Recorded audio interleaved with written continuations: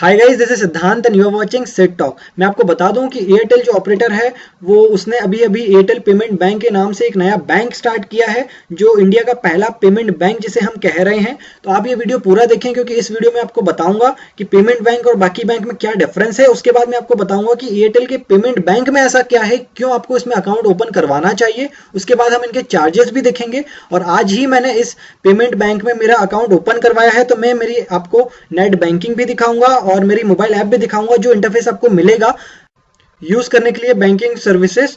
सो अब question arise होता है कि पेमेंट बैंक क्या है। तो एक्चुअली पेमेंट बैंक जो है वो एक नया मॉडल है जो आरबीआई गवर्नमेंट ने लॉन्च किया है, और जिसमें बस ये जो दूसरे बैंक हैं उनसे ये डिफर करता है कि इस पेमेंट बैंक में आप मैक्सिमम 1 लाख रुपीस आप इसमें डिपॉजिट कर सकते हैं। और ये जो बैंक हैं ये ना लोन दे सकते हैं ना क्रेडिट कार्ड दे सकते हैं, बट ये एटीएम कार्ड इशू कर सकते हैं, डेबिट कार्ड भी इशू कर सकते हैं, मोबाइल बैंकिंग या ऑनलाइन नेट बैंकिंग भी ये लोग दे सकते हैं। तो एयरटेल जो है वो पहला बैंक बना है जिसने सारे लाइसेंस अप्रूव करवाए हैं आरबीआई से, और पहली बार इंडिया में पेमेंट बैंक लॉन्च हुआ है। अब आप अगर एयरटेल की ऑफिशियल वेबसाइट ओपन करें तो वहां पे ये लोग दिखा रहे हैं इंडियाज फर्स्ट पेमेंट बैंक। सो अब इस बैंक में ऐसा क्या है, क्यों आपको ये बैंक यूज करना चाहिए, तो हम देख लेते हैं। पहली बात जो इसमें समझ आती है ये आती है कि जो आप इसमें बैंक अकाउंट खुलवाएंगे तो उसका जो अकाउंट नंबर रहेगा वो आपका खुद का मोबाइल नंबर रहेगा। मैंने खुद आज मेरा अकाउंट इसमें ओपन कराया है, और ये जरूरी नहीं है कि आपके पास एयरटेल का मोबाइल नंबर होना ही जरूरी है। मैंने मेरे डोकोमो के नंबर पे एयरटेल का पेमेंट बैंक का अकाउंट ओपन करवाया है, और इसके अंदर आप जितना भी पैसा डिपॉजिट करेंगे उसका आपको 7.25% जो है वो इंटरेस्ट ईयरली मिलेगा, जो कि सबसे ज्यादा है अभी सारे सेविंग अकाउंट अगर हम दूसरे बैंक के देखें उनसे। और अगर आप अपने एयरटेल नंबर पे इसको ओपन करवाते हैं तो जितने रुपए का आप इसमें रिचार्ज करेंगे या जितने रुपए इसमें डिपॉजिट कराएंगे वितने मिनट्स आपको फ्री टॉक टाइम मिलेगा आपके एयरटेल नंबर पे। मैंने तो मेरे डोकोमो पे कराया है, तो ये वाला ऑफर तो मुझे नहीं मिला है। और लास्ट में ये पर्सनल एक्सीडेंट इंश्योरेंस भी दे रहा है 1 लाख रुपीज तक का।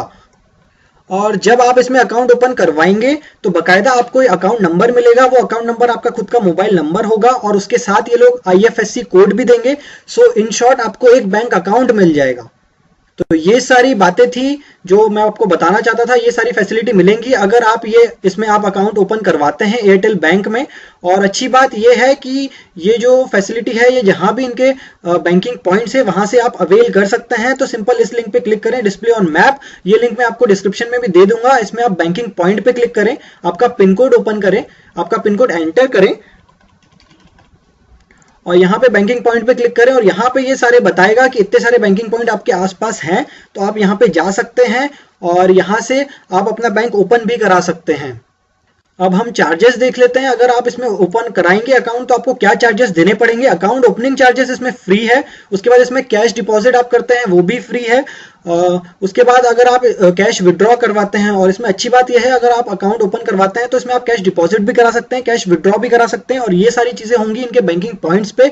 जो रिटेलर हैं उनको ये सुविधा दी गई है कि आप वहां पे जाएं, उनको कैश दें, और वो आपसे कैश लेके आपका फिंगरप्रिंट लेके स्कैन करके आपके अकाउंट में पैसे डिपॉजिट कर देंगे। और आपको अगर पैसे निकालना है उस अकाउंट से तो वो भी आप वहां पे कर सकते हैं। वहां कुछ इसमें चार्जेस आएगा 10 रुपए से 500 रुपए। अगर आप विड्रॉ करते हैं तो 5 रुपए का चार्ज रहेगा।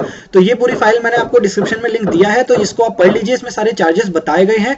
और इसमें एक बात मैं आपको बता दूं, अगर आप इसमें अकाउंट ओपन कराएंगे तो मिनिमम आपको 100 रुपीज से ओपन कराना पड़ेगा, जो मैंने यहाँ पे पढ़ा था। उसके बाद मैं आज गया था इसको ओपन कराने, बट वहां मुझे किसी ने ये नहीं बताया कि उसमें जो 50 रुपीज है वो मेरे को यूज नहीं होगा। मतलब अगर मैंने 100 रुपी का अकाउंट ओपन कराया है तो मुझे जो बैलेंस मिलेगा वो 50 का मिलेगा, और जो 50 रुपीज बचे रहेंगे वो मेरा अकाउंट उसमें चला जाएगा लिमिट में। वो ना मैं उसको यूज कर पाऊंगा ना विड्रॉ कर पाऊंगा, और वो जब मैं अकाउंट इसको क्लोज कराऊंगा तब वो ऑटोमेटिकली हट जाएगा, तो मुझे उसका रिफंड भी नहीं मिलेगा। ये चीज मुझे किसी ने नहीं बताई, वो मैंने एक्सपीरियंस करी जब मैंने इसमें अकाउंट ओपन कराया। मुझे ये वीडियो बनाना था इसलिए मैंने आज जाके अकाउंट ओपन कराया और सारी चीजें समझना चाहिए, खुद यूज करना चाहा कि कैसे पूरी प्रोसेस काम करती है। तो जो भी इंफॉर्मेशन मैं यहाँ पे आपको बताऊंगा वो सारी ऑफिशियल है, वो मैंने 3-4 अथॉरिटीज से कंफर्म करा है, उसके बाद मैं ये वीडियो बना रहा हूं। तो आप इस बात का ध्यान रखें। रिटेलर तक ने मुझे ये नहीं बताया कि अगर मैं 100 रुपीज से ओपन कराता हूं तो 50 रुपीज मेरा जो है वो प्रोसेसिंग फी बोल सकते हैं उसको, या फिर लिमिट के अंदर चला जाता है, वो ना मैं यूज कर सकता हूं ना वो मुझे रिफंड मिलेगा कभी अगर मैं बंद कराता हूं तब भी। तो 50 रुपीज का तो मुझे उसमें लॉस हो गया है। और इसमें अच्छी बात यह है, मैंने कस्टमर केयर कॉल किया था तो वो बोल रहे हैं जो 50 रुपीज आपका है उस पर आपको इंटरेस्ट तो मिलेगा, मतलब इंटरेस्ट मिलेगा बट वो आप कभी यूज नहीं कर पाएंगे 50 रुपीज। तो इस बात का बस आप ध्यान रखें। और इसमें सारी मिनिमम कैश डिपॉजिट लिमिट और बाकी सारी लिमिट्स भी यहाँ पे दी गई हैं। लिंक में आपको डिस्क्रिप्शन मिल जाएगा इस फाइल का, आप ये भी देख लीजिए सारे लिमिट्स क्या हैं। और इसमें अच्छी बात यह है कि आपको अकाउंट नंबर और जो IFSC कोड मिलता है आप भीम ऐप के थ्रू किसी से पेमेंट उसमें भी ले सकते हैं।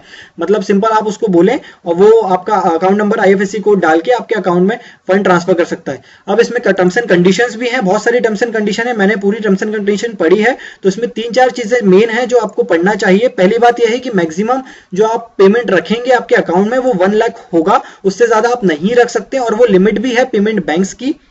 तो अगर आप 1 लाख से ऊपर रखते हैं हर दिन, एंड ऑफ द डे अगर आपके अकाउंट में 1 लाख से ऊपर है तो उस पर इंटरेस्ट नहीं मिलेगा। और ये लोग आपको वार्निंग देंगे कि आप 1 लाख से कम करें या 1 लाख करें इक्वल, अगर आप नहीं करते हैं तो ये अकाउंट सस्पेंड भी कर देंगे। और दूसरी टर्म्स एंड कंडीशन जो मैंने आपको बताई 50 रुपीज की अकाउंट क्लोजर की, वो भी आप पढ़ लें। यहाँ पे लिखा हुआ है कि 50 रुपीज का जो चार्ज रहेगा वो कटेगा आपके अकाउंट से, आपको मिनिमम मेंटेन करना पड़ेगा बट वो कभी आप यूज नहीं कर पाएंगे बैलेंस, और वो जब अकाउंट क्लोज होगा तो वो खत्म हो जाएगा, आपको वापस रिफंड भी नहीं होगा। तो ये 2 कंडीशन थी जो मुझे नहीं पता थी, जो मैंने जब अकाउंट क्रिएट किया उसके बाद मुझे पता चली। अब क्वेश्चन आता है अगर आपको ओपन कराना है तो आप कहां जाएं, तो सिंपल आप बैंकिंग पॉइंट्स पे जाइए, वहां पे आपका सिर्फ आधार नंबर वो ये लोग ले रहे हैं, उसके बाद आपका फिंगरप्रिंट लेंगे, आपका मोबाइल नंबर मांगेंगे, वो किसी भी ऑपरेटर का हो सकता है, जरूरी नहीं है आप एयरटेल का ही नंबर दें। अब वो नंबर उनको एंटर कराइए, एक ओटीपी आएगा आपके नंबर पे, वो ओटीपी उनको बताइए और आधार कार्ड नंबर के बाद आपका फिंगरप्रिंट लेंगे वो, उसके बाद वो आपका अकाउंट क्रिएट हो जाएगा। और मिनिमम आपको 100 रुपीज से अकाउंट ओपन करना पड़ेगा, उसमें आपको 50 रुपीज का बैलेंस मिलेगा, बाकी 50 रुपीज आपके लिमिट में चले जाएंगे जो आपको मेंटेन करना है एयरटेल के अकाउंट में।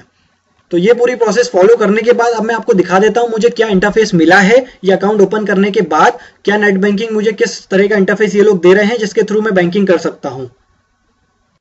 ऐसा इंटरफेस आपको मिलेगा जिसके थ्रू आप सारी चीजें मैनेज कर सकते हैं। इनके मोबाइल ऐप भी है, वो मैं आपको आगे बताऊंगा कि वो मोबाइल ऐप कैसे काम करती है। यहाँ पे सिंपल चीजें ये हैं। और एक और बात है, अगर आप ये अकाउंट यूज करेंगे तो इसमें एमपिन की जरूरत होगी, तो जब भी आप अकाउंट क्रिएट कराएंगे आपको एक एमपिन मैसेज के थ्रू रिसीव होगा, वो एमपिन आपको यूज करना है हर बार अगर आप ट्रांजेक्शन करते हैं तो।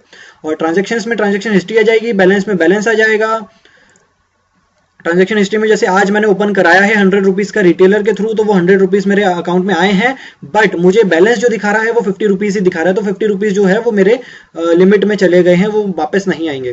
उसके बाद रिचार्ज एंड पेमेंट में आता हूं तो मैं इससे रिचार्ज कर सकता हूं डेटा कार्ड का, बाकी सारी चीजें कर सकता हूं। उसके बाद ट्रांसफर में मैं जाता हूं तो ट्रांसफर में मेरे खुद के अकाउंट में कर सकते हैं, अदर अकाउंट में जाता हूं तो मेरे इस बैंक से मैं मेरे दूसरे जो अकाउंट्स हैं मेरे दूसरे बैंक्स में, वो सारे बैंक्स में भी मैं कर सकता हूं इसमें सारी ट्रांजेक्शन। जैसे मैं मेरे एयरटेल वाले अकाउंट से मेरे एसबीआई में भेजना चाह रहा हूं पैसा, तो वो भी मैं भेज सकता हूं। सिंपल मुझे एसबीआई क्लिक करना है, अकाउंट नंबर यहां पे एंटर करना है, उसके बाद अमाउंट एंटर करना है और मैं सेंड दबाऊंगा तो मेरे इस अकाउंट से पैसे निकल के मेरे एसबीआई के अकाउंट में चले जाएंगे। इसी तरह ये लोग मुझे आईएफएससी कोड और अकाउंट नंबर देते हैं, वो अकाउंट नंबर के थ्रू मैं मेरे एसबीआई से यहां भी पेमेंट ट्रांसफर कर सकता हूं, या फिर इनकी मोबाइल ऐप में एक ऑप्शन है जिसके थ्रू मैं नेट बैंकिंग या डेबिट कार्ड के थ्रू भी मेरे इस पेमेंट बैंक में पैसे डिपॉजिट कर सकता हूं। तो चलिए मैं दिखा देता हूं कि इनकी मोबाइल ऐप में कैसे पूरी प्रोसेस होगी और कैसा इंटरफेस आपको इनकी मोबाइल ऐप में मिलेगा। तो गाइस ऐसा इंटरफेस आपको मिलेगा। आपको अगर आपने अपना अकाउंट ओपन करा लिया है तो आपको माई एयरटेल ऐप इंस्टॉल करना है प्ले स्टोर से, उसके बाद वो नंबर एंटर करना है, उसके बाद ओटीपी आएगा, वो ओटीपी ऑटोमेटिकली डिटेक्ट होगा, फिर आपको ऐसा इंटरफेस मिलेगा। और फिर आपको जाना है पेमेंट बैंक्स पे, और यहाँ पे आप जाएंगे तो ये हर बार पूछेगा एम पिन, और जो एम पिन है वो आपको हर बार एंटर करना है जब भी आप ट्रांजेक्शन करेंगे, क्योंकि ये एम पिन ही इसका पूरा बेस है। जब भी आप ट्रांजेक्शन करेंगे ये एम पिन देना जरूरी है। तो मैंने मेरा एम पिन एंटर कर दिया है, मैंने स्टार क्लिक किया, उसके बाद अब यहाँ पे ये सब चीज़ें बता रहा है कि मुझे 7.25% का इंटरेस्ट मिलेगा, और बाकी मुझे एक्सीडेंटल बीमा मिलेगा, और बाकी मेरा सेविंग अकाउंट है, और जो नंबर दिखा रहा है वो मेरा खुद का नंबर है। और अगर मैं इसी पे व्यू प्रोफाइल पे क्लिक करता हूँ तो मुझे ये सारी चीज़ें दिखाएगा, मेरा अकाउंट नंबर क्या है, मेरा आईएफएससी कोड क्या है, मेरा अकाउंट सेविंग है, मेरा एड्रेस, ईमेल आईडी, सारी चीज़ें ये दिखाएगा। तो आप ये इसके थ्रू आप दूसरे बैंक जो नेशनल बैंक हैं, ओरिजिनल जिनको बैंक हम कहते हैं, उसमें से फंड ट्रांसफर इन बैंक में भी कर सकते हैं, इस पेमेंट बैंक में भी कर सकते हैं। उसके बाद आप जाते हैं अगर रिचार्ज पे, तो वहाँ पे जाएंगे तो ये बताएगा रिचार्ज आपको कैसे कराना है, मोबाइल रिचार्ज, डीटीएच रिचार्ज या डेटा कार्ड। उसके बाद आप पे बिल पे जाते हैं तो आप बिल पे भी कर सकते हैं, लैंडलाइन हो गया, डेटा कार्ड हो गया, इलेक्ट्रिसिटी, इंश्योरेंस, गैस, आप ये सारी चीज़ें भी इससे कर सकते हैं। पे एट शॉप पे क्लिक करेंगे तो वो स्कैन होगा बारकोड और उसके थ्रू भी आप पेमेंट कर सकते हैं।